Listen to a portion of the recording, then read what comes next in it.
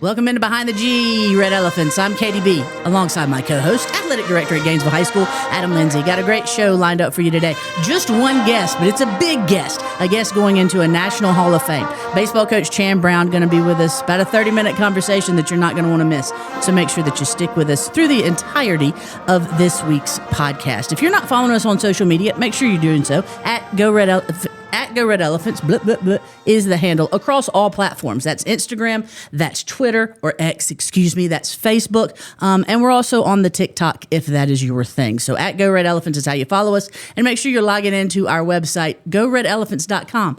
See how it's all the same so you can remember easily, even though elephants never forget. GoRedElephants.com is the website. All the information about our student athletes, our programs you could possibly need is there. Plus, we've got photo galleries galore of in-action shots available for view and download for any of you out there who want some. So, Go Red Elephants on social media, Go Red Elephants on the web. Just a little promo that we hadn't done in a while to let you know that, hey, listen, we exist on the computers, not just in podcast form. And speaking of the podcast, everywhere you listen to podcasts, you can now listen to Behind the G. That's Spotify, that's Apple, that's Amazon, that's YouTube, anywhere. Or you can go to our website. What is it again, folks? Say it with me, goredelephants.com. The podcast is housed there too, and a nice little embeddable player. I love it when they do that for us. And they allowed me to color code it and everything. So, Adam, what's been going on? How you doing? I'm doing well. I was just curious. First of all, great job there on all those promos. I appreciate that. That is a mouthful. But I'm curious. How many people do you think we have that listen to the podcast that get their information off of TikTok? Get their information off TikTok? Nobody. I will say, though, especially the female population out there listening, of which there are many, they do get on the TikTok. Only for the scrolling, though. Like there's a certain side of TikTok that's really just like cleaning videos and cooking videos I just haven't been able to. It hasn't hooked me yet. I'm trying. Stay there. You hear me when I say stay there. Don't try. No, doom stay scrolling. exactly where you are. So it's like, but you Instagram Reels. Occasionally we've talked about this. I'm a Twitter person. Yeah, you are. The female population leans towards Instagram. I check it out every once in a while, right. and I will start doom scrolling. Yeah. So I try to stay off of that, and then just I don't have a Facebook account. Right. Although that is my generation, I just never did. TikTok. Whenever we started one, I got one, and occasionally I'm like, oh yeah, there's TikTok, and I click on it, and, go down that rabbit hole. Yeah, absolutely, stay there. And I will say, I also have a very short attention span, and I say also because Adam has a really short attention span, and so I get why Twitter, because it's quick hitters. Like there was now that they have now you can make longer tweets. You've got to pay to be able to do that. Yeah. Why you would pay to be able to do that, I don't know, whatever. But it used to be 160 characters, right? It was quick hitters. I actually think it was a driving force in making our society's attention span You're very not short. wrong on that one. But, quick hitters, or it's a driving force also for why our society is headline readers and not contextual readers. Yeah. But I'm guilty of that as well. I'm not placing blame. But 160 characters, bam, you're done. Listen, when there's a video on Reels or TikTok that is more than a minute long, I'm like, do I want to give up? That's a long time. I'm telling you, I'm like, ugh. Do I want to do that? I'll look down a little scroller anyway. Anyway, you asked what's going on. It's been a busy week already. Yeah. It is. I'll just hit on this real quickly. It is recruiting time for college football, so that's been a little nutso. I did text Dr. Williams the other day and ask him about putting a helipad somewhere over here because there's been so many helicopters coming in and out this week. So, but we know that we're highly recruited school, and obviously had a great football season and have a lot of kids that colleges are interested in. So that's deservedly that's been fun. So when did the helicopter thing start? I don't know. Who was the first helicoptee? That would be interesting, because here's the thing, and this is what kind of always irritates me, is none of these guys are helicoptering from their school.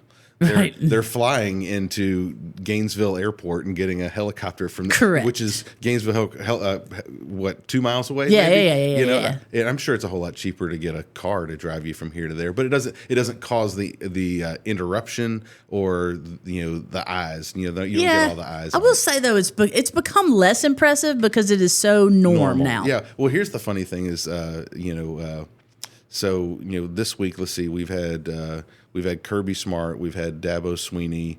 There's somebody else mixed in there. Kalen DeBoer. And Kalen DeBoer came today, Yeah.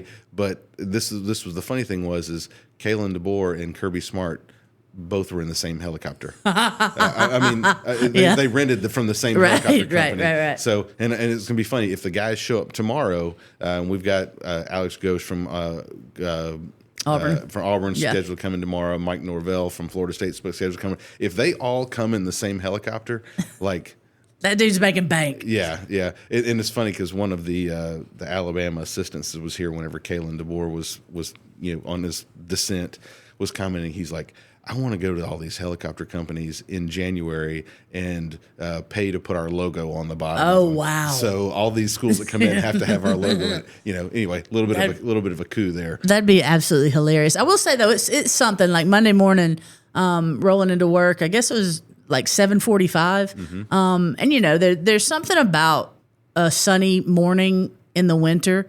The light just hits different. It's just pretty. And you can see it more clearly through trees with no leaves, right? I don't mean to get poetic or philosophical here. I'm just painting a picture. But driving up into the Student Activity Center, and I park right up here in front of the building, and the campus is gorgeous anyway, but in a winter morning light, ooh, boy, it'll give you chills. And then the helicopter begins descending onto Kirby Smart begins descending, and Mike Bobo onto Bruce Miller Field. Well, and it's funny because we know they're coming, and we have to send authorization for them to come, and so about what time they're going to show up. So you start trying to listen for the yes, and then you realize how many helicopters are flying over Gainesville. Yeah, and that's obviously because of the airport and the hospital. Yeah, so not necessarily great helicopter rides, but you really start realizing there's a whole lot of helicopters that fly over Gainesville High School. Yeah, no doubt.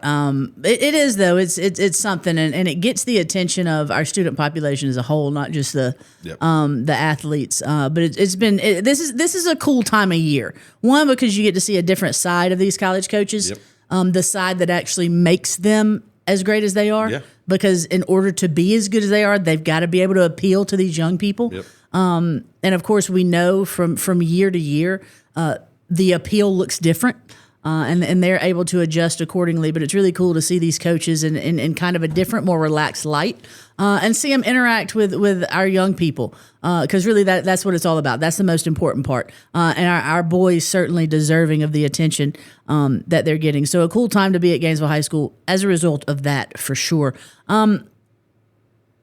Boys basketball. Yes. I want to talk about boys basketball a little bit. They have just continued to roll. Now sitting at 20-0 after a win last night over Chattahoochee.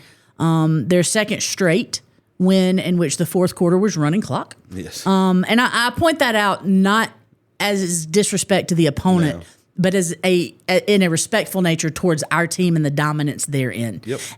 But I want to point this out too, and any of you out there listening, I'm sure you've paid attention to our basketball team. You see what they're doing. They're ranked number 1 in Class 5A. Obviously, I just stated undefeated on the year. They're also ranked 20th nationally, according to Max Preps. They've risen in the state ranks since the beginning of the season. They've risen in the national ranks since the beginning of the season. And there's still more to do. If you talk to Coach Charlemagne Gibbons, they ain't risen near where they want to get to. But something interesting to me, Adam, from the past 2 games, KJ White has scored a total of 2 points. One of our leading scorers, our point guard, who really over the course of this season has put the team on his back a couple of times to carry them through games. A key cog to why they are undefeated, why they're being as successful as they are. The guy who has kind of had to do everything is suddenly able to take a bit of a back seat and just be the point guard because other guys are stepping up. It's really, really been impressive to see. Well, it's been impressive to see. 2 parts when you start talking about the last 2 games and 2 games that end up in running clocks. I think last night our starters played 4 minutes in the first quarter Correct. and 4 minutes in the third quarter. I think it was at one point it was 13-0. Yeah. Yeah. And look, I think you're going to be hard pressed to find somebody else in the region to vie for Player of the Year. Yeah. Other than KJ White. I mean, he does it all when he's on the floor. It's always amazing. I mean, we have a 7-footer and KJ's out there pulling rebounds down. Oh my gosh, yes. So I mean, and just the intensity level, and it starts with his defense. His defense. I wouldn't want to be guarded by him. No, and I always, when I sit up in the stands, I look at there's some of those guys that are bringing the ball up, and you see they're getting rid of it as quickly as they can because they've realized that. They're not trying to get him; they're trying to get the ball. Oh yeah. Once they realize that, it's like, well, just you take the ball. I don't want you to take the ball. And that's what KJ does. I mean, he puts that kind of pressure on. Even at Johns Creek last week, which was an incredible game, and I've already said that multiple times. And they've got a bunch of good players. KJ was wearing their point guard out, and had multiple steals, and even against really really good players. I mean, he's putting that pressure on them to make it difficult for them. So I'm looking forward to as we continue progressing through the end of our region schedule and get to the region tournament, to see how things shake out. I don't know if it's kind of like our little Heisman or whatever, but I really want to go ahead and start that campaign for Player of the Year because it's him. Yeah. So here's the thing: when I said that my surprise and the fact that he hadn't scored, KJ White is a true point guard. Yep. He is a facilitator. He sees the floor exceptionally well. He's an incredible defender. He scores when he has to. He scores when he is wide open. He scores in transition when he steals the ball. But if he doesn't have to score, he doesn't make himself score. Yeah. He is the ultimate point guard. Mm-hmm. And my point in saying he hasn't is like he hasn't had to. He doesn't have to. He's one of those that takes advantage of the opportunity, but is also trying to find the right play, the right move to get the right guy in the right position, taking what's easy. Yep. That doesn't force things. And that's what makes him a great player. Boy, he came off a screen, and this was the game against Seconder last Friday. They were trying to get Charlie Gershmill open, top of the key for a three, and they were rolling him baseline out onto through the left wing. If you're looking from the top of the key, through the left wing up to the top of the key. KJ going off a screen to penetrate, and there was a screen down for Charlie to get him open, top of the key. And the idea was KJ goes into the lane, defense collapses, and because you're running Charlie off a screen, his defender is part of that. Throw it up, three-pointer. The pass KJ made to Charlie, and it was almost blind, but again, we go to that connectivity they have. Yep. KJ just throws it over his left shoulder to Charlie. Perfect positioning, shooting pocket, three-pointer in. Like it was just, anyway, there's something about our basketball team. Folks, if you have not seen them, and you don't even have to be a Red Elephant fan. You just got to be a sports fan. Yeah. I'd go watch these kids play in a minute. They're a special group, and that's part of it too. Is you've got your clear leaders. Yeah. When it comes to KJ and Charlie, and we had Charlie on last week.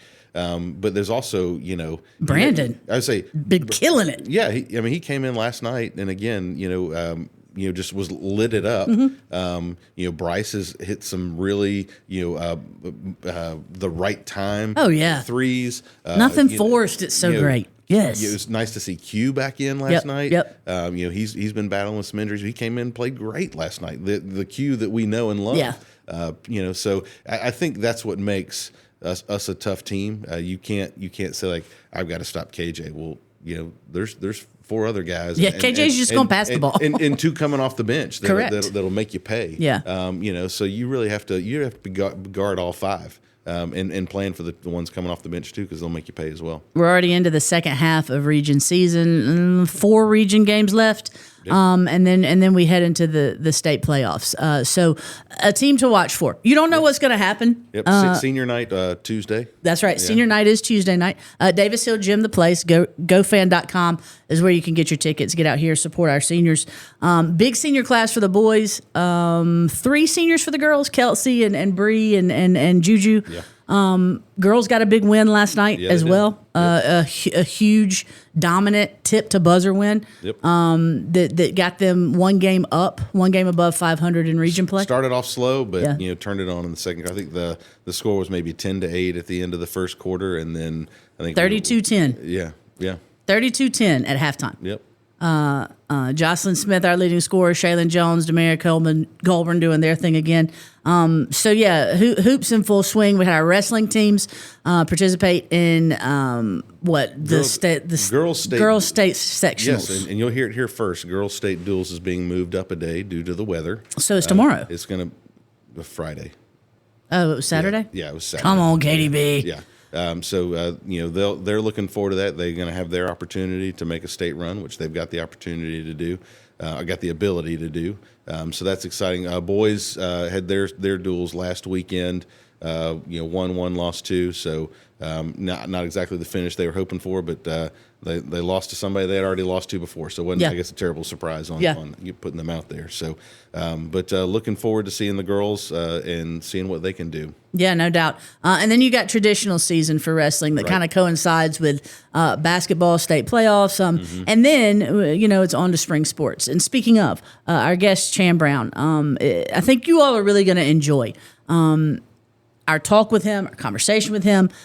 He just is, I mean, come on. What the man's done is pretty incredible as a high school baseball coach. But as we've gotten to know over the last year, he's also just a pretty impressive dude. Yeah. Excited for you all to hear that conversation. Real quick, before we get to it, though, Adam, your thoughts on the national championship game? I had to say probably I was in the minority, certainly in the state of the Georgia. I was pulling for Miami. Shut off the podcast. We're done here. See, my point exactly. Just because I felt like their defense was really good, and I thought they're on both lines. I thought they would pull it off. But man, kudos to Indiana. Goodness what an incredible job they did. I'm just not a Carson Beck hater like all the Georgia fans in the state of Georgia. Not that I like him. I just don't hate him. It was a great game, and more than anything, I was glad it was a good game. Yeah, no doubt. A game that comes down to, I hate championship games where it's a blowout and it's a blowout. Well, it's like the semifinal game with Indiana and Oregon. Yeah. Indiana gets that pick six on the first play from scrimmage, and you think, well, Oregon's going to respond, and then they just never did. No, it's hard to with that. Yeah. But here's my question about that game. What do you think about Marcus Freeman being on the pregame show with Notre Dame's whole, upset about not making it? Yeah, it's ridiculous. Here's the thing. I lost a lot of respect for that program when, we're just going to take our ball and go home because we didn't make the playoffs. I lost a lot of respect there. And then for Marcus Freeman to, come on and say, something to the effect of, I've already moved on to 2026 or whatever it was.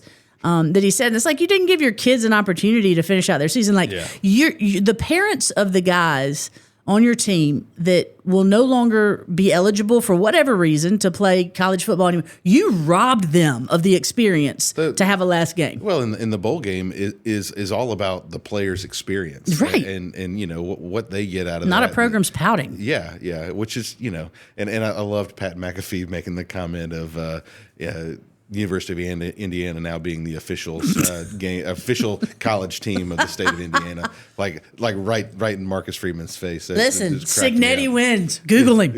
You know what I mean? Signetti wins. Google him.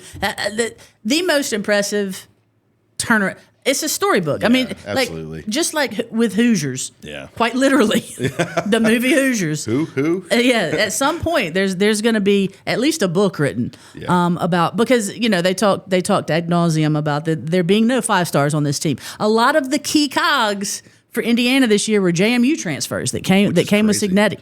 It just shows how deep college football is. No, and listen, Francisco Mendoza. I do not ever want to hear him interviewed ever again for the rest of my life. He's awkward. Yeah, it makes me uncomfortable. Yep. But he's a dog. Yeah. Just incredible. Made plays when he had to make plays, and that's how you win games. Speaking of winning games, the man coming up next has won a lot of them. Folks, we got Coach Chan Brown, our baseball coach, on with us next. You're listening to Behind the Jeep.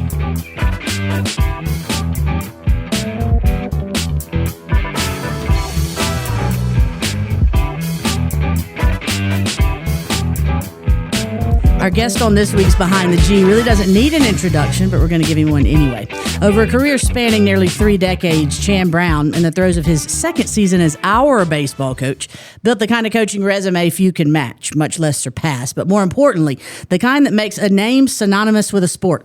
Y'all know the details, I'm sure, but they're worth repeating. A 6-time state champion, 3-time national champion, who's also succeeded at the highest level coaching in international competition. Arguably the most impressive part of his running list of accomplishments, however, is what the talent he's cultivated has accomplished at both the collegiate and professional level. More than 200 student athletes sent to college. 17 of his former players have heard their names called in the MLB draft. Last month, the National High School Baseball Coaches Association announced Coach Brown as a 2026 inductee into the organization's Hall of Fame, making him just the 3rd honoree from Georgia in the 19 years the Hall has existed, and one of an exclusive club currently comprised of only 73 individuals from Hawaii to Maine. Coach Brown, congrats first and foremost on getting into the Hall of Fame. Second, welcome into the show for the first time of many so far. I appreciate it. Thanks for the introduction, but a lot of great people have been in that, a lot of great coaches, a lot of great players, but excited to be on here, Behind the G's. Pretty cool little deal that you are doing here, so excited to be here. Well, I know, like getting into the National Hall of Fame is a pretty big deal, but being on Behind the G, it's got to be a real close second. Huge. Oh, for sure. Close second. So we have our Red Elephant coaches on Behind the G all the time to preview, talk about their respective seasons. Folks out there listening, this ain't that. We just want to chat it up with one of the best to do it. Your predecessor at Parkview, Coach Hugh Buchanan, was the first representative from Georgia to be elected to the NHSBCA. There's an acronym for you. NHSBCA Hall of Fame. 16 years later, here you are going in as well. The 3rd Georgian from Wheeler High School, but 2nd from Parkview, going in 16 years after your predecessor. What did it mean to you to get that call? Very humbling, that's for sure. I can remember going, honestly, about 20 years ago to my first convention for them, and being with Coach Buchanan and just sitting in the back of the room with all kind of icons that I kind of looked up to, and them talking baseball. And I was just a young and dumb coach back then, and I just sat in the corner and just listened. I didn't talk a whole lot. Yeah. And it's one of those things that brought me along as a coach, and learned from a lot of great people that I've been lucky to be around, and Coach Buchanan's being one of them. He's like a second dad to me. Beckett, my youngest, his middle name is Troy, and that's after Coach Buchanan. And awesome. He means a lot to us and my family, and been great to my boys and obviously my wife. And his late wife really took my wife in at Parkview at Tenille, and just a great family atmosphere that he kind of made me learn, per se. I was that coach that just cared about wins early on, and he kind of put a different perspective into my coaching philosophy with the family atmosphere and the relationship piece, and that's kind of when my career took off, learning from that. Unbelievable. So one of the things that KDB and I talk about all the time, especially when you've got all these coaches around here that won all these state championships, how often do you put on those rings and just walk around the house just to make sure everybody knows? Honestly, I've never worn rings except for a couple times that we go to national clinics and stuff like that. Every now and then you got to put them on just to show off. But honestly, I don't wear them because they're so big. Todd over that does the rings. I mean, we were very lucky to put a lot together, and they spend a lot of time with Todd. Yeah, for sure. And so it's very cool to have them in a box that sits there. Yeah. Between those rings and the USA rings, I've been fortunate to be a part of. I got about 12 rings that sit there, and so they remind me basically a lot of great memories, a lot of great times, and just honestly, looking back, like, of all the players that went through, all the families that went through that helped in the success. And that's more important to me. I mean, obviously the wins and the state championships, all that's cool. But, I always get asked, like, who's the best team? By each group. And, every team has its own little makeup. And so it's fun just to sit there and think about what those rings represent. So you almost answered the question I was going to follow up with. So maybe not what was the best team, But what was the most memorable team? The one that you look back on and you like, I miss those guys. Not for the wins, but for the relationships. Yeah, I go back to 2011, which was my first state championship. We had lost 10 games early on, and we were down in Lowndes playing in a thing called the Georgia-Florida Challenge. And we were playing Tampa Jesuit, and my pitching coach said, we want to try to win this game, or we want to go home. And I said, throw a fastball, let this kid hit a bomb, and let's go home. And I already had in place that we were going to Lowndes High School to practice. And so the parents had the Georgia State Patrol out looking for our bus because nobody knew where we were because I put them on the bus and we went and practiced for 3 hours.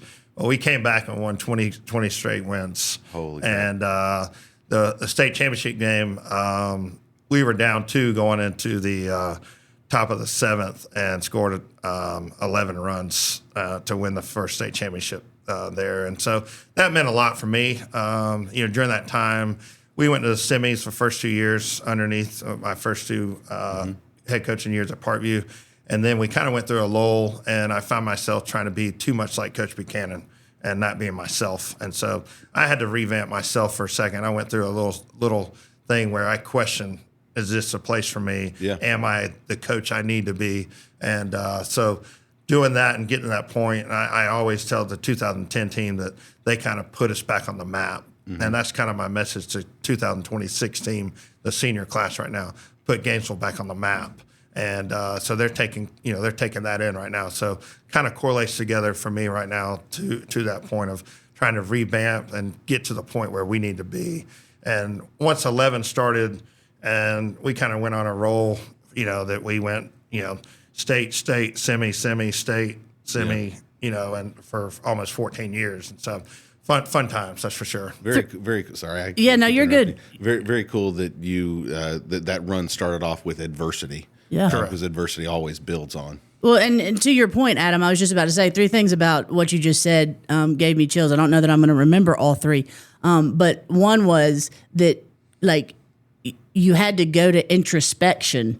Like, you put a mirror in front of your face. Yeah, absolutely. Instead of, what are they doing wrong? It was, you put a mirror in front of your face, and that's what changed the game. I think that's absolutely incredible and a lesson to be learned for all of us, especially out there in listening land. I don't mean especially you all. I don't really know who all's out there listening, but what an incredible lesson from a guy who's gone on to do so much in his profession that it started with putting a mirror up.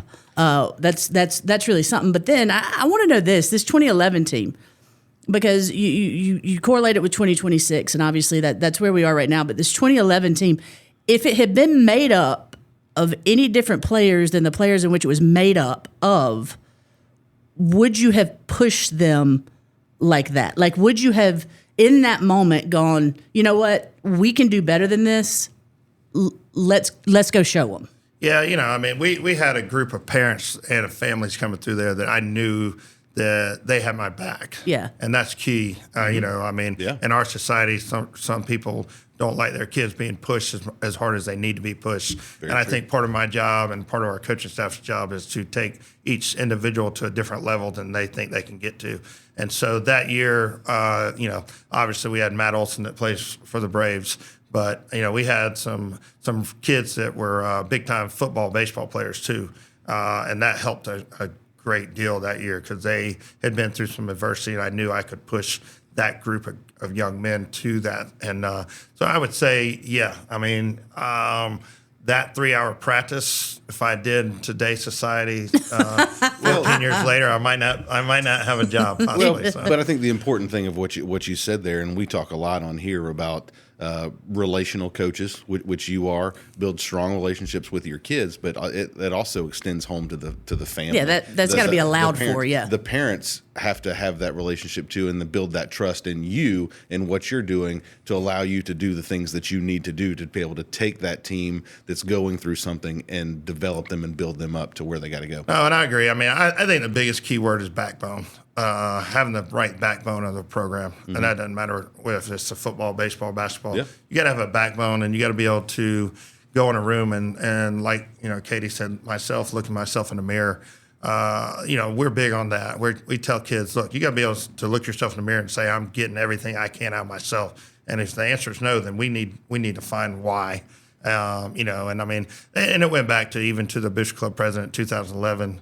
I can remember in 2009, I think it was, I called Kyle Esmond, which was my Bishop Club president. He had 3 sons that played for me. And he was probably the keys for me not resigning, to be honest with you, because I had gotten to that point. Like, I didn't believe in myself. He goes, Coach, you're the best coach I've ever been around. You're the most fundamental coach. And so, it took some people to make sure that I was doing my backbone too, like you said earlier. And, since then it's been, obviously a fun ride for myself, my family, but the relationship piece there, like, Matt Olson's parents have a Christmas party every year, and I go back there, and some of the new wives, they get so tired of hearing the old stories. But it's fun to go back to those type deals and just hear all the stories about the big bad wolf of Chan Brown. Sometimes the 8-hour practices turning into those, and so that part's been. And I'm getting to the point where I'm getting old enough that I look back on those things, and so it's been a lot of fun times for sure. Well, obviously, folks, you know the resume, and you've heard a little bit about what his personality entails. We'll get to more on that here in a minute. But, Coach, look, we take people behind the G. That means giving them insight into who our coaches are, who our athletes are, who we are as an athletic department. Why did you get into coaching? Honestly, it's because of my high school baseball coach, a guy named David Roman. I actually grew up in the same neighborhood as him. I grew up in Tucker, and I went to Tucker High School. But our neighborhood of Wellington and Tucker, Georgia, that neighborhood, when I moved out my sophomore year, had 51 college athletes come out of it. So it's in the water. Tucker's always been a hotbed. Still is. Well, the cool thing is you can imagine tackle football. We had a yard that was about 100 yards between the two. Tackle football or kick the can or everything else. It was on. It was kind of the neighborhood where you rang the bell and you went home to eat and then you came back out. So I tell you that because Coach Roman lived at the end of my street. And, so I knew him for a long time. He actually played with my brother at Tucker. And he was just that guy for me. He took me. And when I was finishing school, after a little stint with independent pro ball, I went back and helped him. And he kind of molded me into certain areas, and he's definitely a huge piece of my puzzle. You've got to have a screw loose. Yes. To be a coach to begin with, I think, but especially be a coach who finds success. Okay, so there are 2 screws loose, but then there's a third screw you got to have loose to sustain that success for as long as someone like Chan Brown has. Yep. And what I'm telling y'all is he's crazy. No, I'm just kidding. I am. So yeah. But there's just got to be something about your personality, an organizational piece, maybe it's a long-standing chip on your shoulder. I don't know, but there is something that drives you. Where does that come from? I think the organizational piece is huge for me. I played for Coach T. McFerrin Tucker for football, and I can remember looking at his practice schedules and seeing how organized that was. And Coach Buchanan was the same way with that. And so I think the organizational piece, but I think the biggest thing is fundamentals. We're going to run the same drills every single day in practice. We're going to hit fungos at these guys for 20 minutes every day. We're going to do D drills, what we call, and that's where catchers go work on catching, infield, outfield. We're going to do those every day, no matter what. And so those things, it's repetitive, as far as that. But the other thing is just the drive to win for me is big. My expectation of myself is huge. My expectation of my family is big like that. So I bring that to the table for players and my assistant coaches. My assistant coaches, even the ones that I inherited here, they're learning very quickly that my expectation of them is high, like, go coach. All I can think about is John Mark Owens. Yes, John Mark's definitely work in progress there. But, so the expectation that I think we bring to the table every single day has to come from me, has to start with me. If I just show up and it's just mediocre, then that's what's going to happen. Yeah. So, Yeah. And the other piece of this is just, it's not that we're a year-round sport, but I think you have to work at it year-round. All right. I think you got to be in the weight room. I think you got to be, the right athlete. I think you got to have the right mindset. So we do leadership classes, and all those type deals. So I think the total athlete has to be there for you to be successful as an athlete. And then if that kid's being successful, that's going to help our program, our team, to be successful. And so far, since we've taken over here, it's been a process to rebuild things. But, a year ago, I can remember coming off the practice field the first night going, holy cow, what have I done? From that standpoint, and to this point of, we had our first 12-inning scrimmage last night, and it went really well. Are there things that we got to fix? Sure. But, the first 9 days of practice this year, we look like a baseball program. We look like a team. And, so those things are highly important to me. And I think that's an expectation thing of us. It's kind of like after a 12-inning scrimmage, we went out into the locker room, into the trailer last night and had a 30-minute note session of what we needed to fix. And I asked them, something that I started in on the team last year, how many hours does it take to win a state playoff series? And, their big answer is 8 hours, because that's what it takes. It takes you 8 hours to sweep a series. All right. And you go to game 3, then it takes 12. All right. So when we practice in 8 hours, there's a method to the madness behind it. And so, those are just expectations and little tidbits that we have to get ingrained in these kids for them to win championships, for them to understand winning championships, that you have to get to those points. You have to take those levels. And we're taking a big step towards that right now. All I heard there was 12 innings, and in my mind is like, Coach, please don't play a 12-inning game. So, yeah, for sure. Hey, we are. There's a lot of things going on right there. We are running out of arms. Yeah, for sure. Coach, I want to go back again to your transition into the head coaching role, the lessons you learned from Coach Buchanan, and really about.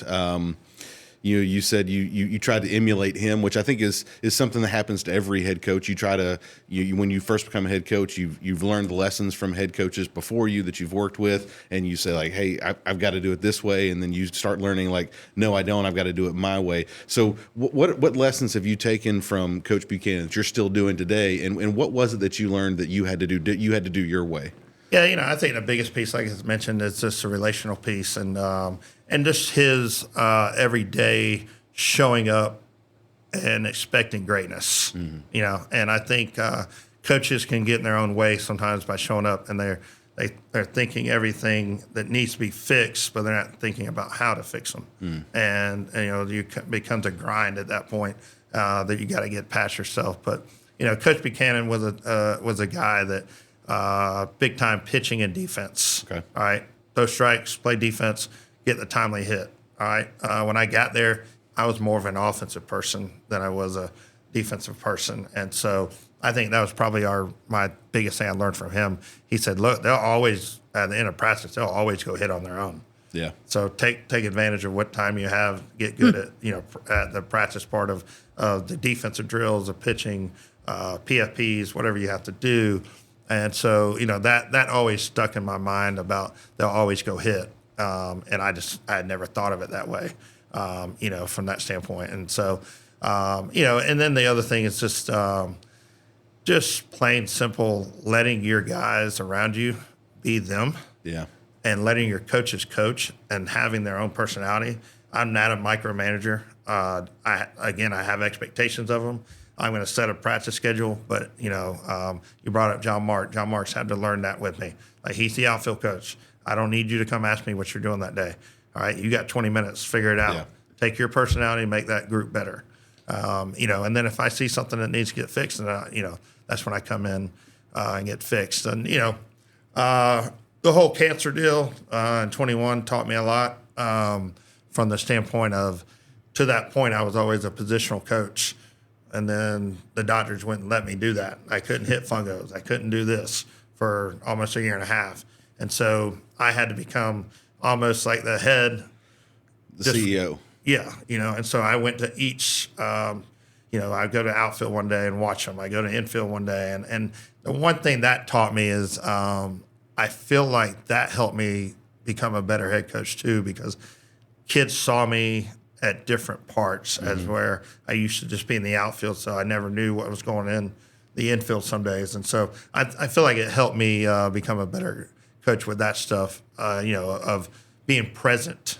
Is that something you've continued? Yeah. So I mean, so that's changed a little bit for me. It took me a second. So there's some days I just want to be in the mix, so I go out there, But I think it's allowed me to fix problems earlier than later, and finding the solution earlier. Maybe if I might just be one position. All right, this kid's not getting it done at shortstop.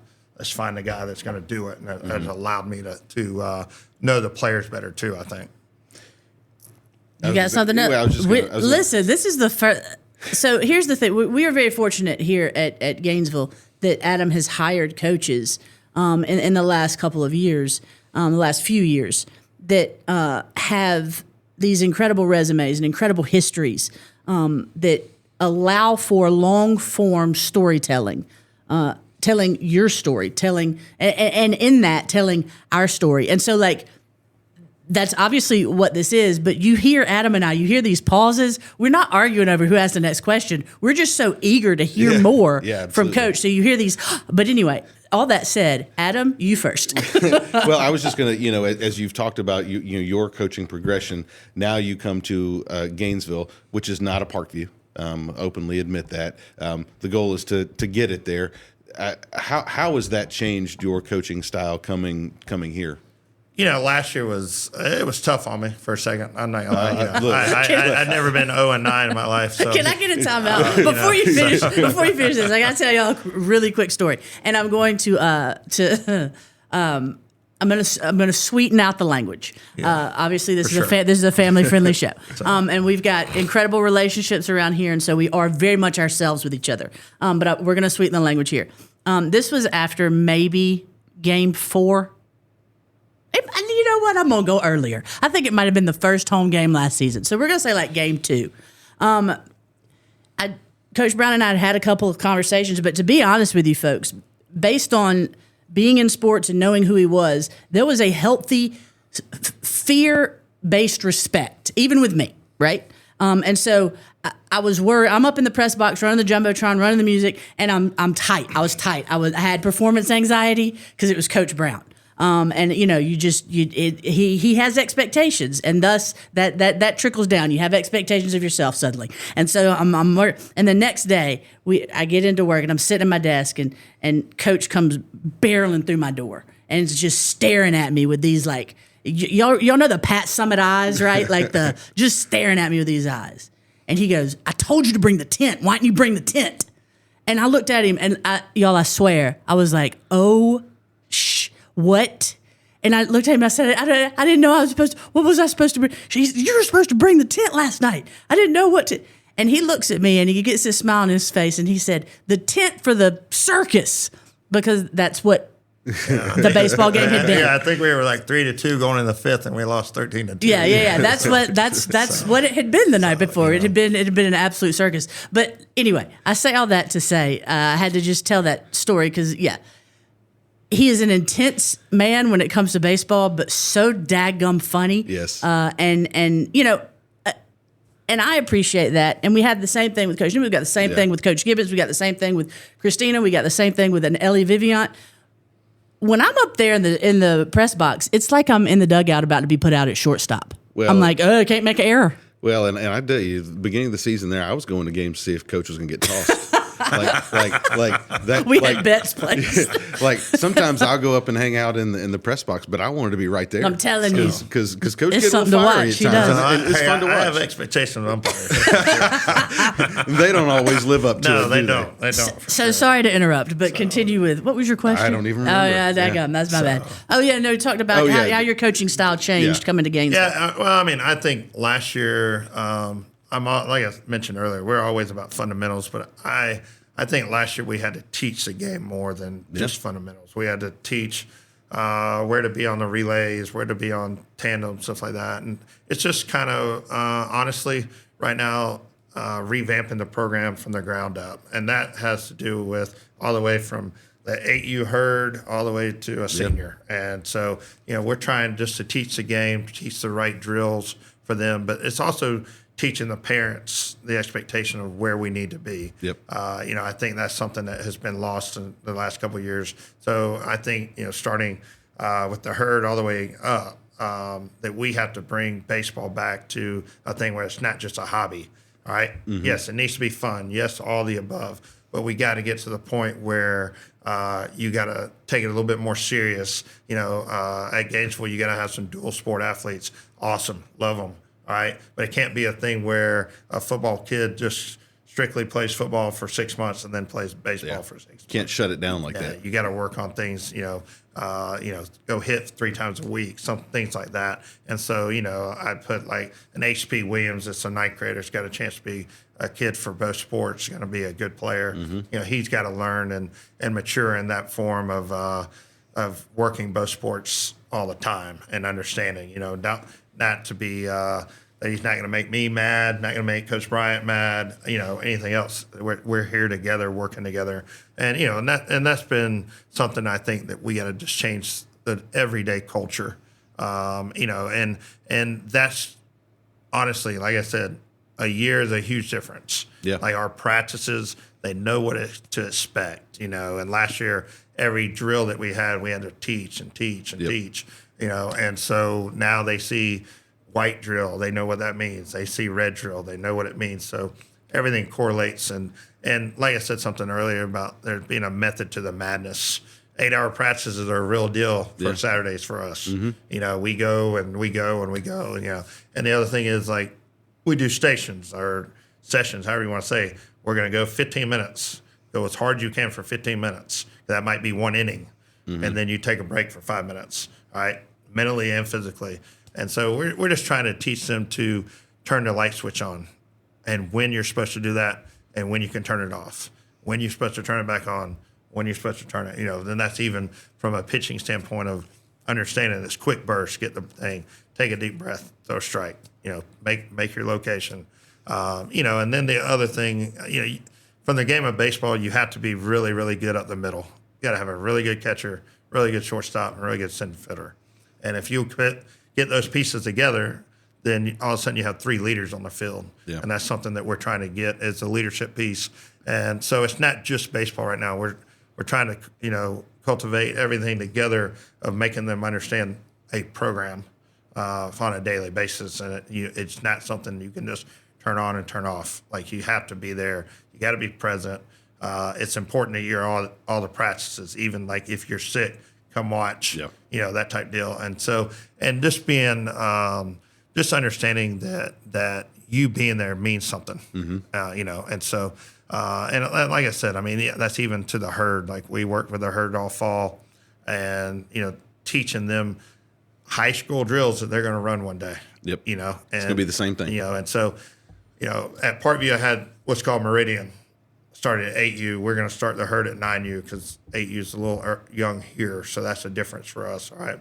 But I took that off the Valdosta football model, all right, many years ago.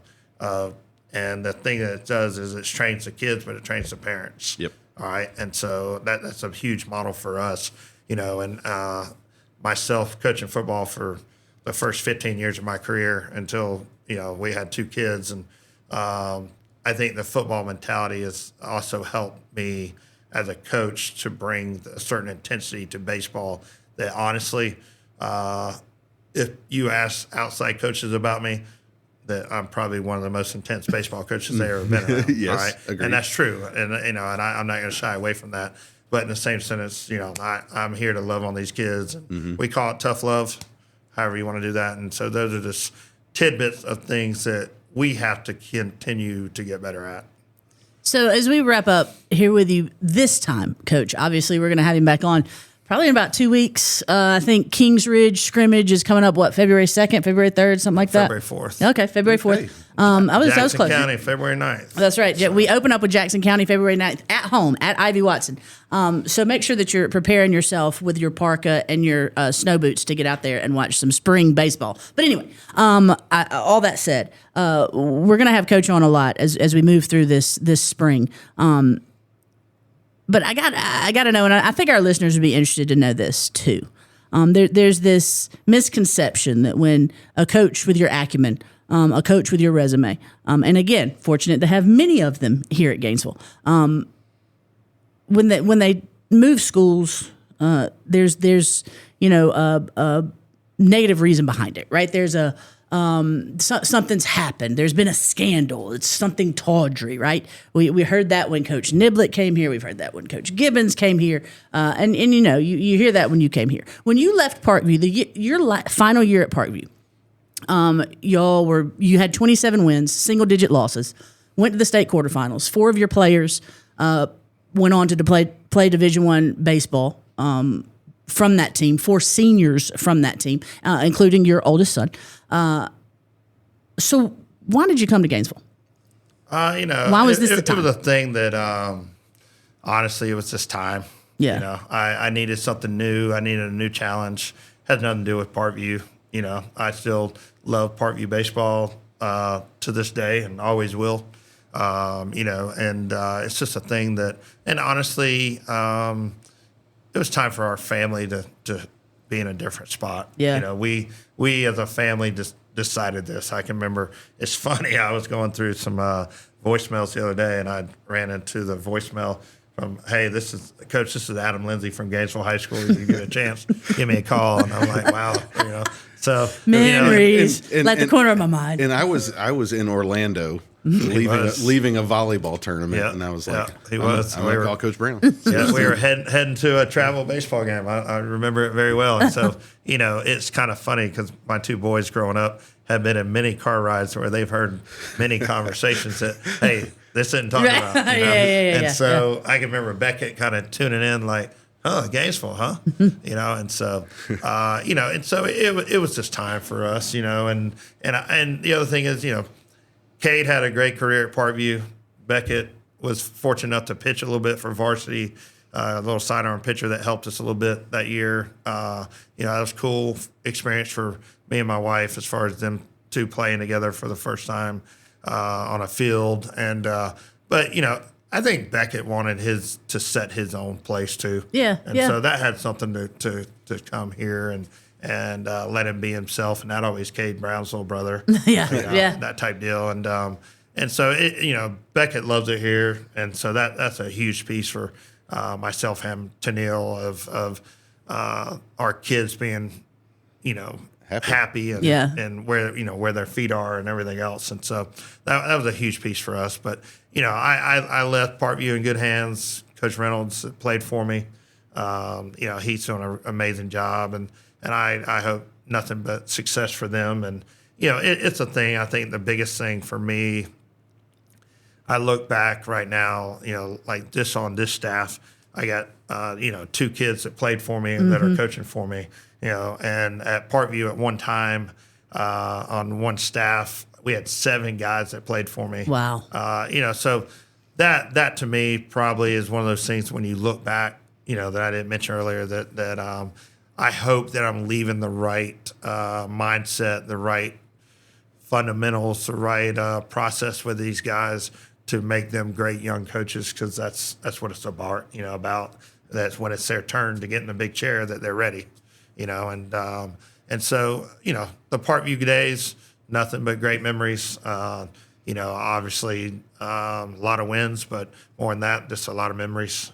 But that's what we're hoping to do here and make this program the best it can be. And it's on its way up. Dr. Williams and Adam have put the right resources. They're getting the right resources for us.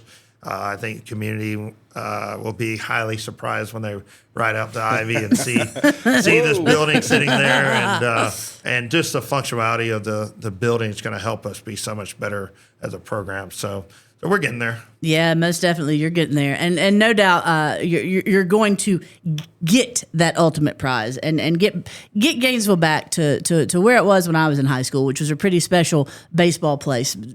Won 3 straight state titles. Again, they moved on in the early 2000s and won back-to-back state titles. And that's the kind of baseball we want to produce here. That's why Chan Brown's here as our head coach. Listen, we've loved this first conversation with you. There are going to be many more to come, so we don't want to overwhelm folks with information from you. I always promise to bring the tent, though, next time. Okay, I'm always going to. I hope you don't need it a whole lot. I was going to say, let's not. Hey, I do want to add real quickly. You mentioned Beckett wanting to make his own way, and not that you need me to tell you this, but what an incredible kid. He has found his own way here. I think he's the biggest Gainesville fan. He's at every. I was just about to say everything, and he's the loudest voice. He is, and I remember first year he showed up at some volleyball event, and I was like, "What are you doing here?" And he's like, Red Elephants are playing. I got to be here. Yeah. So incredible. He loves that part. I mean, they went to Brunswick, they went to Rome, they went to everything, and then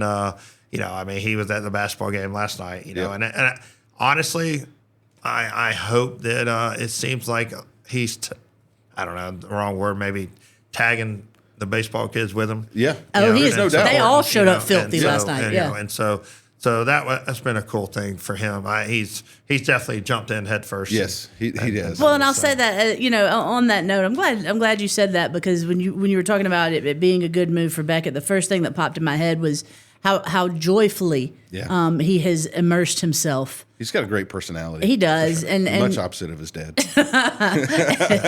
Comes from mama. I'm telling you, and he says some of the funniest things from the Amen corner at basketball games. But all your boys showed up last night, just filthy as sin. Oh well, that's awesome. I mean, they came like I said, it was 12 inning scrimmage, and I heard them say, "Hey, let's go eat, let's go to basketball," and that's what it's about. I mean, it's not just about going to practice, winning games. It's about the relationship piece, but enjoying the high school process. Oh yeah, And so I'm excited for him that he's found his niche. That's for sure. Yeah, no doubt. February 4th, Kings Ridge scrimmage at Ivy Watson. Jackson County season opener is February 9th. February 9th at the Ivy Watson Field. But Coach is going to be on before that and give you a little season preview. We're going to give him some time, though, to practice with these boys a little bit. So the preview is, not so much what we doing wrong as everything we're doing right. Hear me when I say that? All right, folks. Appreciate you being with us, Coach. Love you. Go Big Red. Go Big Red. Appreciate y'all. Thank you. So about the tent story. Listen, I'm not kidding you, Adam, when I tell you, when he came busting through my door after that, and it was the first home game of last season. Yeah. So like game 2 of the year, he came busting through the door. I really did. I sat up a little straighter. My eyes got a little wider because I was like, oh, no, what have I done to disappoint? A healthy fear there. Obviously, it's out of respect for what he's done. Yeah. But also, he's just the kind of coach, the kind of man I know now. You can tell on a piece of paper he's the kind of coach you want to impress. But getting to know the man a little bit, the kind of man that I just don't daggum want to disappoint. No, and I certainly take that. I have that mentality with the vast majority of our coaches. Absolutely, they come in and hey, can we ask for something? And my mentality is like, well, I got to figure out how to get this done because that he deserves that. That's the kind of respect he demands. And he mentioned in his interview about the organization and the discipline.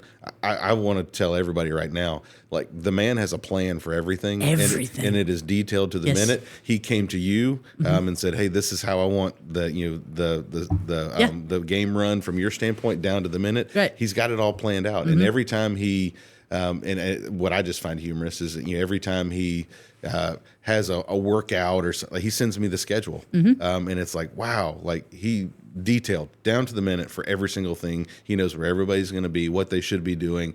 So that when he talks about him now being the CEO, he's overseeing everything, watching everything that's going on. You have no doubt about that.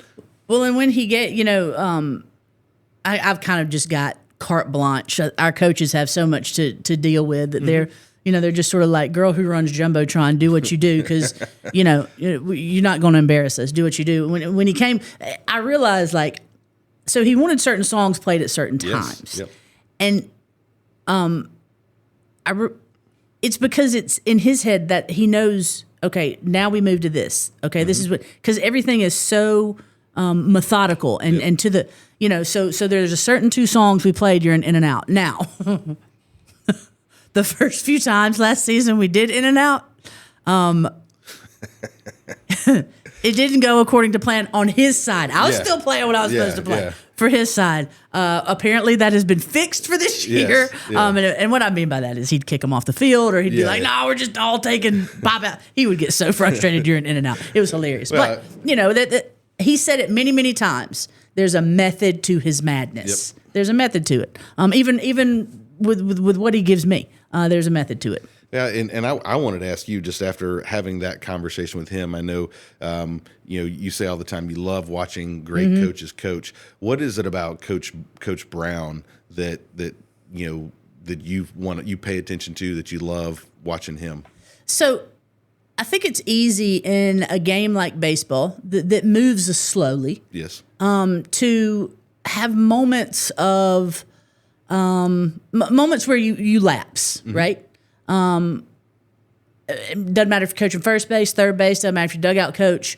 Moments where you just sort of fly off into space. It's a slow game. He never does. Yes. He never does. Yeah, you're right. He sees it. We talked earlier in the show about KJ White and his ability to see the floor. And good point guards can do that. They see everything that's happening, but then they've already seen it happen before that. They can almost predict it, right? So, that's why they're able to throw people open in the open floor, because they see angles folks are taking and whatnot. So, that's Coach Brown when he's coaching. He sees literally everything. Yeah, before it happens. And it's wild to see a baseball coach be that. I expect it from football. I expect it from basketball. Yep. To see a baseball coach be that dialed in, and also to understand. He coaches every single kid he has, from coach to player. Yeah. The exact same. He does. His son. They all get it. They all get it. And so, and then he allows his other coaches to be the go hug them afterwards guys. Yep. But most impressive about him is that he stays dialed in. You're not going to get anything past him. No. Don't call a slightly outside pitch a strike on a right-handed batter.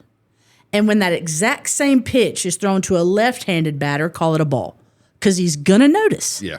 And he's going to say something to you. Yeah, and he's one that number one, as you're saying, his focus, his intensity. He's seen it all. Oh yeah, I mean, just lack of a better way, but he's seen it all. So he's prepared, mentally for everything that's happening, and that's what's really cool about watching him during a game. He's seeing everything. He's prepared for everything, and I think that's probably some of the frustrations that he was talking about last year. Is some of our guys just haven't been playing at that level, that intensity level, weren't prepared situationally for everything. Right. And that's what has been his goal for this offseason, to make sure we're ready for that this year. And the preparedness, I love that you use that word. That is a byproduct of his organizational skills. Absolutely. It is absolutely a byproduct of it. Well, and when he talks about going down and starting at 8U, 9U, and building those skills there. So, and they're, as he talked about, everybody's doing the same drills. We're increasing the intensity level. We're increasing the focus of it. So they're going to do the same drill when they get to high school. Yeah. We're just going to do it better. Oh yeah. That's when you've had it perfected. You get to show it off. We were having a talk about In and Out. Here's what I love about him. That's what he's harping on. Yeah. I want In and Out to be good. And for those of you who don't know what In and Out is, it's the pregame warm up when the team runs out on the field and everybody's in a certain position. They're hitting balls to them and they're throwing it home. And right, it is supposed to look like a symphony. It's supposed to look like a symphony. Yep. Fluid movement. Nobody misses a beat. All you hear is the ball hit a bat and then the ball hit a glove. as it's being thrown to first or home. Those are only sounds you're supposed to hear. It is supposed to look intimidating and dot your I's, cross your T's, right? We had a lengthy conversation about how to get a team there. Mm-hmm. Like, that's who he is. Yep. How do you get a team to do good in and out? Not how do you get a team to win a state title? Yep. And if you notice in our conversation, we never asked him that. No, it's the understanding of, and we talk about this with all of our coaches, the small details that lead to the big things. Yeah. And it's always a concentration of taking care of the little bitty things that build up. That's you stack those little things to make the big things happen until you can get all those little things start stacking up. The rest of it really doesn't matter. Listen, I'm just so daggum impressed with our coaching staff. Yeah. I don't know what to do. Yeah. I'm just so impressed with them, and each season we move into, and the conversations we're getting to have with them, and getting into their brains a little bit, and being able to take you behind their process, it's just it makes me more and more fortunate that we get to be around them every day, learn from them every day, and work with them every day, folks. Thanks for being with us. We'll be back again next Thursday. I usually say that 8 a.m. is when the podcast is going to be posted. Sometimes it's 9, sometimes it's noon, sometimes your girl gets a little lazy. But every Thursday, we will be everywhere that you listen to podcasts. Thanks, as always, Red Elephants, for listening in. We'll talk to you next time. For Katie B, Adam Lindsay, this has been Behind the G. See y'all next week.